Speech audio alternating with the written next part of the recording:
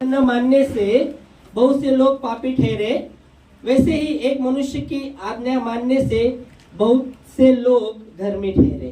आमेन, hallelujah, praise God. तो हम देखते हैं एक मनुष्य के आज्ञा न मानने के द्वारा बहुत से लोग पापी ठहरे। तो हम देखते हैं वो मनुष्य आदम था, वो मनुष्य आदम था जो आज्ञा का उल्लंघन करता है। परमेश्वर ने कहा था आदम और हवा को वो फल नहीं खाना, खाएंगे तो तुम मर जाओगे।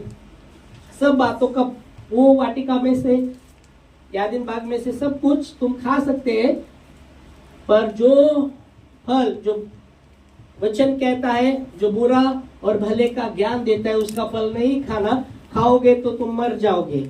ये परमेश्वर की आज्ञा था आदम और हवा के लिए, यह आज्ञा था। पर बाइबल कहती उन्होंने वो आज्ञा का पालन न किया, क्योंकि वचन कहता है वहां शैतान आ गया सांप के रूप में, उनको बहकाया और वो बहक गए। वो बहकाया और वो बहक गए। और वचन कहता है उसने तोड़ा, खुद भी खाया, अपने पति को भी दिया। और इसलिए यह वचन कहता है एक मनुष्य की आज्ञा न मानने से बहुत से लोग पापी ठहरे। पर बाइबल कहती है एक मनुष्य की आज्ञा मानने से बहुत से लोग धर्मी ठहरे। दूसरा मनुष्य जो है वो है यीशु मसीह। यीशु मसीह के विषय में हम देखते वो परमेश्वर का पुत्र है। दूसरी बात वो मनुष्य का पुत्र भी है। परमेश्वर का पुत्र वो दैविक सामर्थ को दर्शाता है, मनुष्य का पुत्र वो मसीहा को दर्शाता है। आमेन, हालेलुया। आम्हाला जाणणं जरूरीचं आहे येशू ख्रिस्ताच्या विषयामध्ये तो देवाचा पुत्र पण आहे आणि मनुष्याचा पुत्र पण आहे।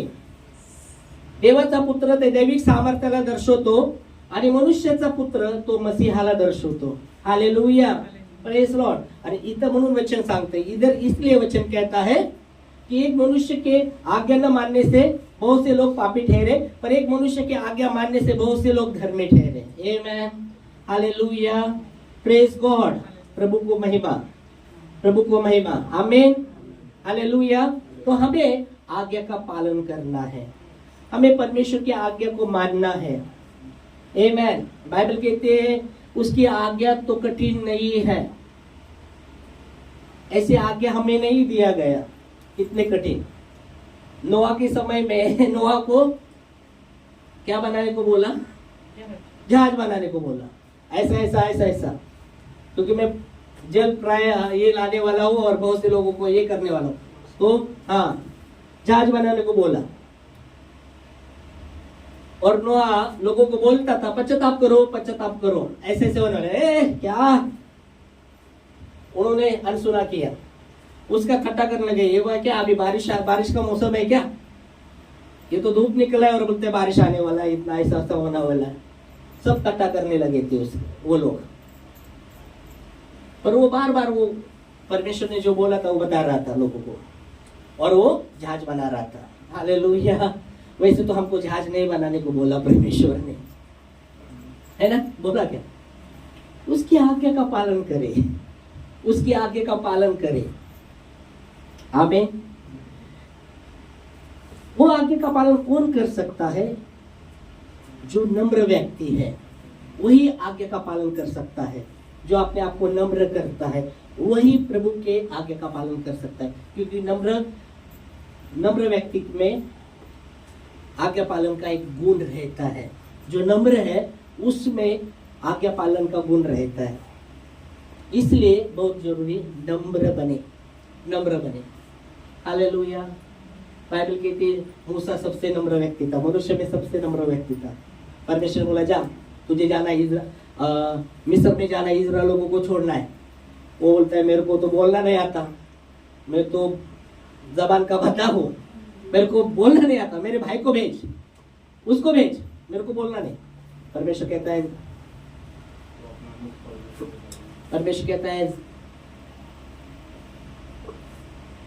मुंह किसने बनाया, जबान किसने दिया? ओके, तू जा, मैं तेरे साथ रहूंगा। Hallelujah, praise Lord. फिर वो उसके सामने और भी समस्या था।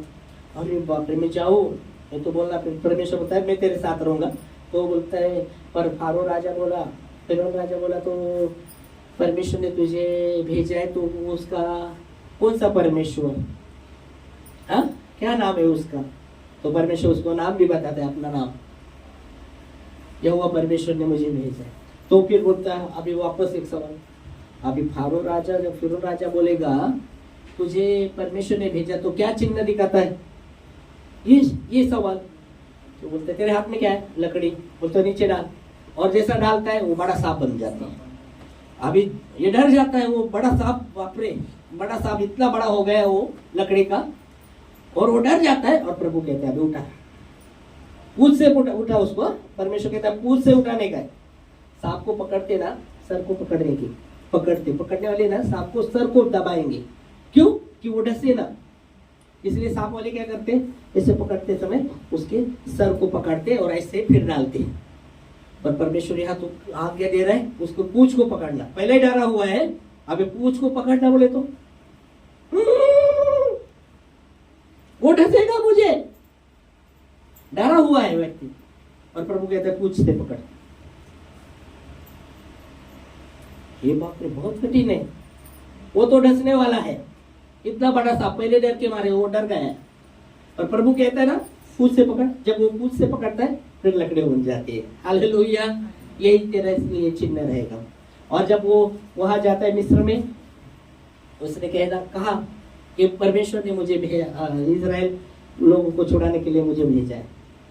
तो फिर बाद में वो बात करता रहता है क्या चिन्ह, फिर बोलता कौन सा परमेश्वर, फिर बोलता क्या चिन्ह लेकर है। वो लकड़ी डालता है तो वो सांप बनता है। बोलते वो अपने इधर के, हाँ, वो अपने इधर के राज्य में जादूगर को लाके वो भी अपने जादू से चू चू चू करके वो भी सांप बना देते। जादूगर भी सांप बना, इसमें क्या है, जादूगर भी सांप बना देते हैं। पर बाइबल कहती है जो मूसा का सांप था, वो जो जादूगर ने जो तंत्र मंत्र से काटी का सांप बनाया था, वो सबको निगलने लगता है। एक निकल गया, दो निकल गया, तीन निकल गया, सब तंत्र मंत्र वाले ने जो छड़ी से काटी से सांप बनाए थे सब निकल गया, मूसा का सांप। Hallelujah, praise God, praise Lord.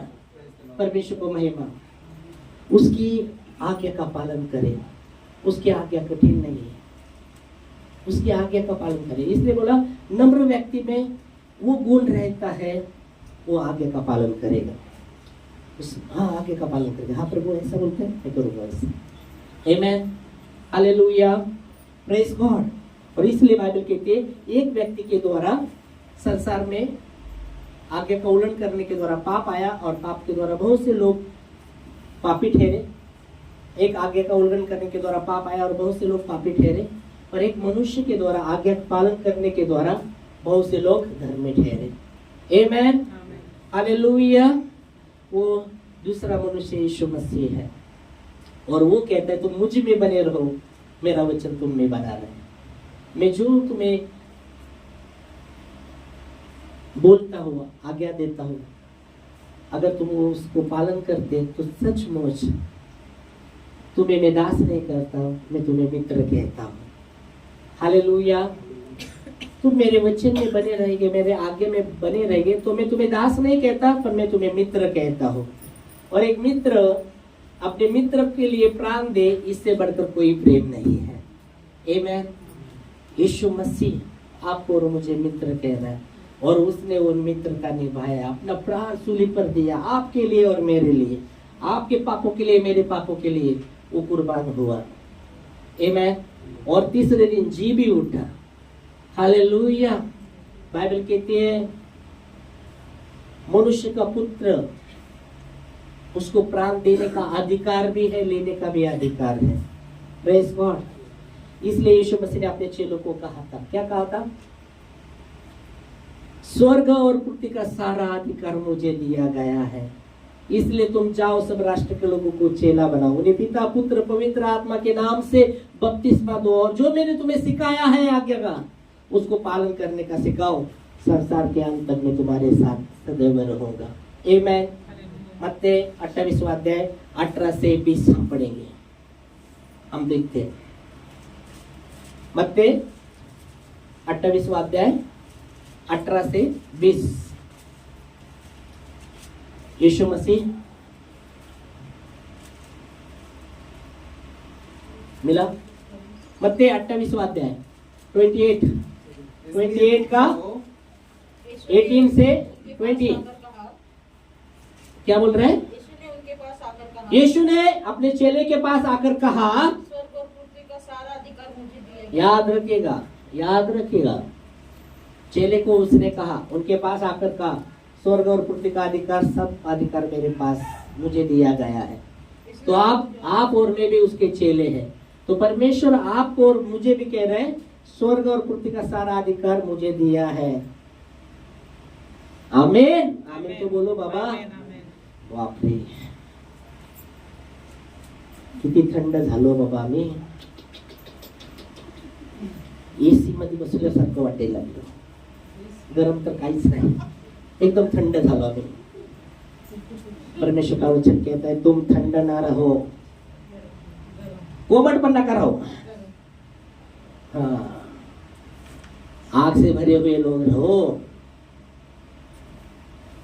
स्वीकारिएगा, तुरंत वचन स्वीकारिएगा। वचन जब आप स्वीकारते, वो काम करेगा आपके जीवन में। Hallelujah, praise God. तो परमेश्वर कहता है, स्वर्ग और पृथ्वी का सारा अधिकार मुझे दिया गया है। तो परमेश्वर के पास, यीशु मसीह के पास वो स्वर्ग और पृथ्वी का सारा अधिकार है। आमेन, हालेलुया। पहली बात। दूसरी बात, यीशु मसीह क्या कहते हैं?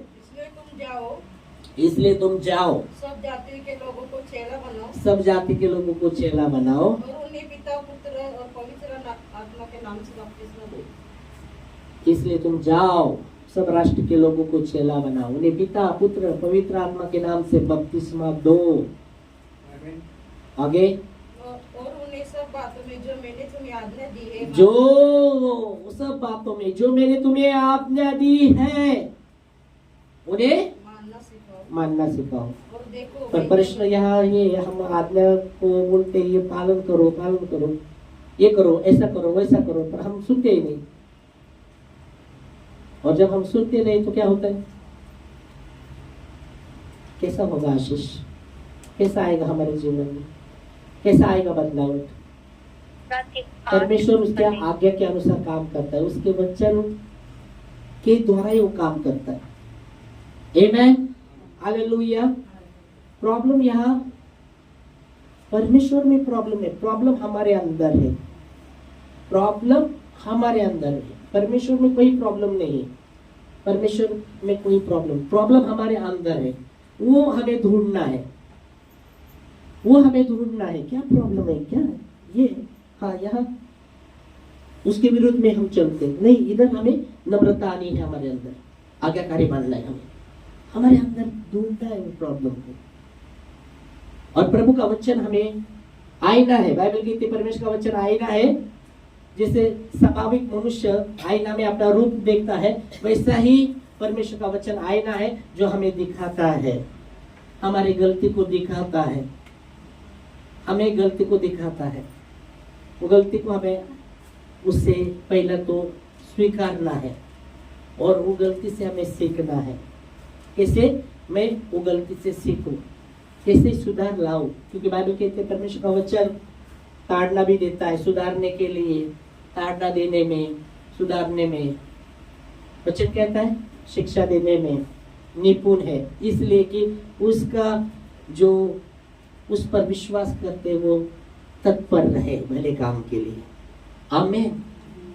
परमेश्वर का वचन हमें ताड़ना भी देता है, सुधार भी वो लाता है, पर क्या हम वो देखते हैं? क्या उस वचन में अपने आप को देखते हैं? क्या हमने पढ़ा है वचन ऐसा कहता है, वैसे वचन कहता है। कई बार ही मैंने बताया था, जो वचन बी बोने वाला बीज बो रहा है, बी बोल रहा है, बी कुछ बीज रास्ते पे गिरे और बाइबल कहता है वो रास्ते पर गिरे हुए बीज पंछी आकर चुन लेके जाते हैं। तो हमने देखा था वो पंछी शैतान को दर्शाता है, और वो लोग जो रास्ते के किनारे जो वचन तो सुनते पर समझते नहीं, और दुष्ट आकर उनके अंदर का जो बीज चुरा कर लेके जाता है, और वो व्यक्ति कभी फल नहीं ला सकता, वो व्यक्ति कभी उसके जीवन में फल नहीं आ सकता, क्योंकि परमेश्वर का वचन आशीष लेके आता है। वो आशीष को स्वीकारेगा, उसे समझेगा नहीं। इसलिए कई बार बोला था परमेश्वर का वचन कहता है नकारात्मक बातें मत निकालो। हमने सुना है और बहुत बार प्रसंग आते तो बोल गए। हमने आईने में हमको देखा ऐसे है और तुरंत थोड़ी देर में भूल गए, थोड़े समय के बाद वचन के विरुद्ध बातें निकलने लगती। किधर समझा रे वचन नहीं समझा, उसे समझेगा परमेश्वर का वचन। ओ परमेश्वर का वचन ध्यान पूर्वक सुनेगा, उसे समझेगा।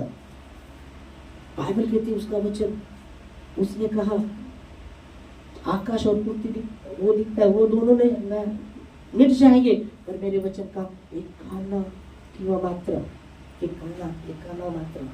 कोई बिंदु नष्ट नहीं होगा। मतलब कितना महत्वपूर्ण वचन है। इसलिए हमने देखा कि परमेश्वर का वचन सोने चांदी से भी अनमोल है, हीरे मोती से भी अनमोल है। हालेलुया। तो हमारे पास वचन है पर हम उसकी ओर ध्यान नहीं। हमारा ध्यान क्या है? संसारिक बातों के लिए, क्या होगा, कैसा होगा, चिंता। प्रभु कहता है चिंता मत करो, फिर भी हम लगे हैं चिंता में, कसं होणार, काय होणार। प्रभु कहते अरे आज की चिंता आज के दिन बहुत है, आज का दुख आज के लिए काफी है, कल के विषय मत चिंता कर। आप चिंता करके कर क्या होगा, कैसा होगा, हमारा कैसा होगा, हमारा बच्चों का कैसा होगा। परमेश्वर का वचन कहता है कल के विषय में चिंता मत कर, आज का दिन आज का दुख आज के लिए बहुत है। कितना तो दुख लेके चल रहे हम, मैं बहुत दुखी हूँ। देखो वचन कहता है मत्ती 6:34 वचन, 34 वचन।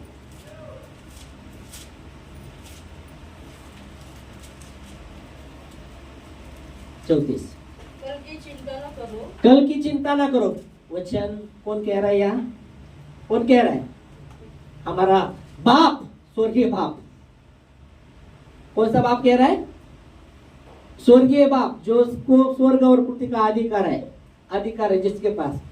यीशु मसीह कह रहा है कल के विषय में आगे, क्योंकि कल का दिन अपनी चिंता आप ही कर लेगा। कल का दिन अपने आप वो चिंता करेगा। आज के लिए आज का दुख, आज के लिए बहुत काफी है। आज का दुख बहुत है बाबा, और कल का भी दुख लेके क्या बैठने के, आगे चलेंगे क्या, उठेंगे भी नहीं। दुख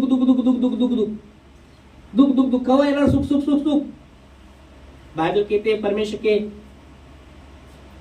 उसने दोनों हाथ में सुख और दुख रखा है। वचन कहता है उसके दोनों हाथ में सुख और दुख साथ साथ है, वचन में लिखा है। हम आपको दुख कवा येणार, सुख।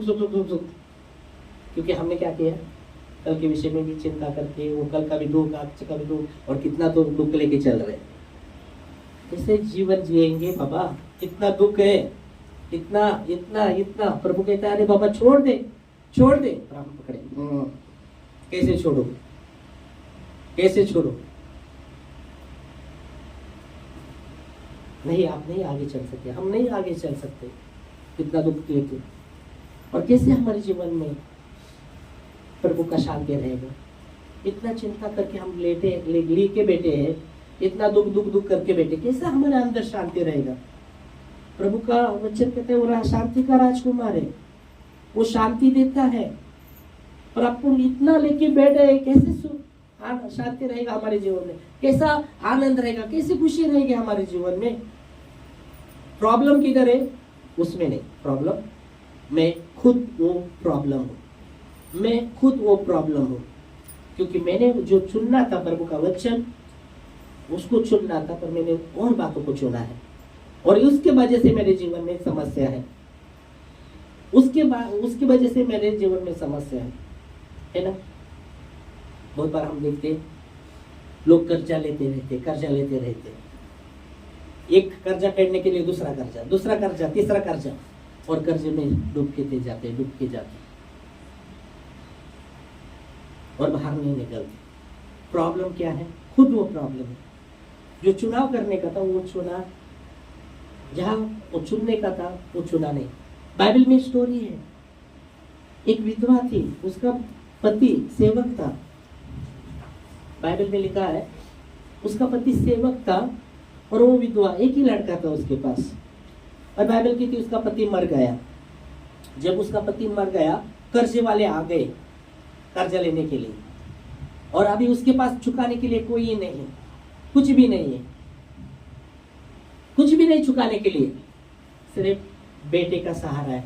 और वो कर्जे वाले क्या करते, उसके बेटे को लेके निकल रहे, उसके बेटे को लेके, अरे ये कर्जा ये नहीं चुका, उसके बेटे को लेके जाएंगे।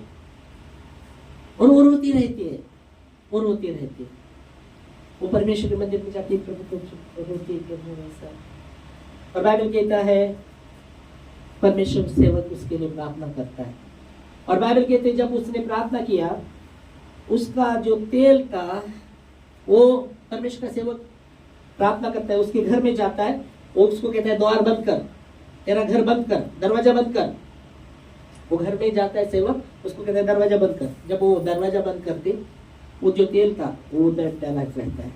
जैसा वो प्रार्थना करता है, वो भरता रहता है, भरता रहता है। वो भांडी भरता गया, भरता गया, भरता गया, सब भांडी भर गया। और भरने के बाद बोलता है अभी ये तेल बेच और जिसका कर्ज है उसको चुका। ये तेल बेच और जो कर्ज है उसको चुका। जिसका हम कर्ज लेते हैं उसके गुलाम हम बन जाते हैं, मालूम है? जिसका कर्ज रहते हैं वो हमारे ऊपर मालिक बन जाता है। और प्रभु नहीं चाहता कि, बाइबल कहते हैं परमेश्वर नहीं चाहता हम किसके कर्जदार रहे। वो कहता है प्रेम को छोड़ किसी के कर्जदार मत हो, वचन में लिखा है। आमीन। पढ़ा है आपने वचन? हाँ, परमेश्वर नहीं चाहता कि हम कर्जदार रहे, परमेश्वर नहीं चाहता। तो बहुत बार हम क्या करते हैं,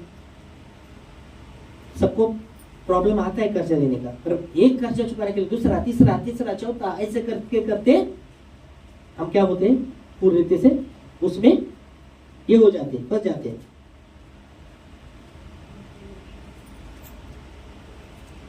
उसमें फंस जाते हैं। और परमेश्वर का वचन कहता है हमें कि हम किसी के कर्जेदार न रहे, प्रेम को छोड़ किसी के कर्जेदार न रहे। ओके, बाद में दिखाई सकते।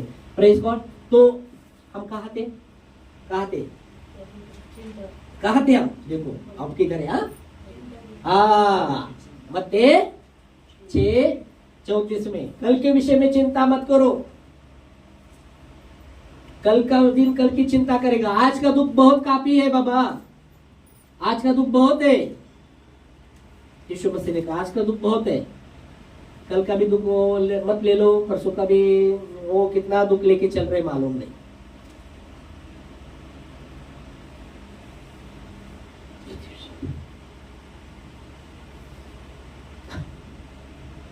किती विश्वास माझा,